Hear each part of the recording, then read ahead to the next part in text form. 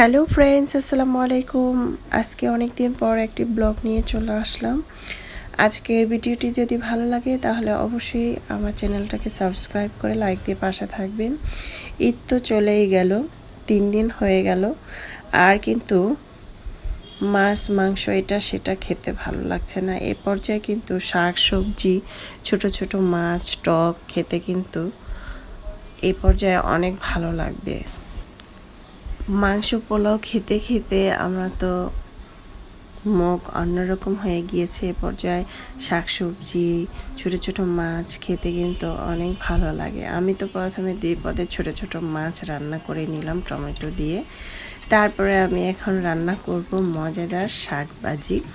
প্রথমে তো চুলায় প্যান বসিয়ে তেল দিয়েছি 2 টেবিল চামচ, পেঁয়াজ কুচি কাঁচামরিচ কুচি একটু ভাজা করে নিয়েছি। এ পর্যায়ে দিয়ে দিলাম শাক। আমি এখানে শাক নিয়েছি হচ্ছে কলমি শাকটাকে ভালোভাবে ধুয়ে পরিষ্কার করে ছোট ছোট করে কুচি করে কেটে নিয়েছি। এখন আমি এটা চালুনি ছেঁকে পানিটাকে ঝরিয়ে দিয়ে দিলাম। পরিমাণ মতো লবণ দিয়ে দিলাম। লবণটা দিয়ে সুন্দরভাবে অনবরত নেড়ে চেড়ে ভাজা করে নিচ্ছি শাকটাকে কিন্তু আমি রান্না করে নিয়েছি। আর এই পর্যায়ে শাকের উপরে কিছুটা দিয়ে দিলাম ভাজা মরিচের গুঁড়া। এই ভাজা মরিচটা দিলে কিন্তু খেতে অনেক বেশি ভালো লাগে। আর অবশ্যই চেষ্টা করবেন পেঁয়াজের সাথে রসুন কাঁচামরিচ কুচি একসাথে ভাজার, তাহলে খুব সুন্দর একটি ফ্লেভার আসবে শাকের থেকে।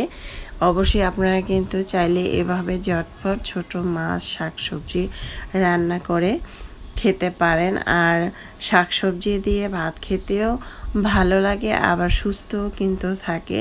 আমি কিন্তু ডালও রান্না করেছি, ডিম দিয়ে ডাল রান্না করেছি, তারপরে সবজি রান্না করেছি, মাছ রান্না করেছি, মানে 3 থেকে 4 পদ রান্না করেছি।